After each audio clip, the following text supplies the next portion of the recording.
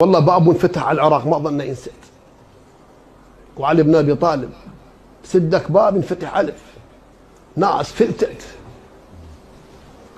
قبل الناس لما تريد تسوي حرام تسمع ام كلثوم، هسه يسمعون صمون 10 بلف. شنو هاي؟ لك يا اثول طاب النار، طاب النار، تطب النار على شيء محترم، مو صحيح؟ صمون 10 بلف، مو وقف سرى حتى لو عرف، لا كلمات لا مقام لا غيره، ما تعرف. هاي صمون 10 بلف. تجاوزنا مرحلة بيتك طيو يا الله، وقلنا مرحلة وعدت.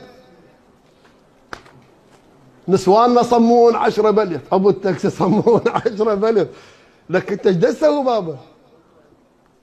هسه تريد تدخل النار غير تسمع لك في الشيء؟ يعني جيل السبعينات كان يسمع مثلا مطربين عندهم نغم وعندهم مقامات وتوزيع موسيقي. هسه صمون 10 بلف. يعني هاي تعتبر، هذا يعتبر شعر فن.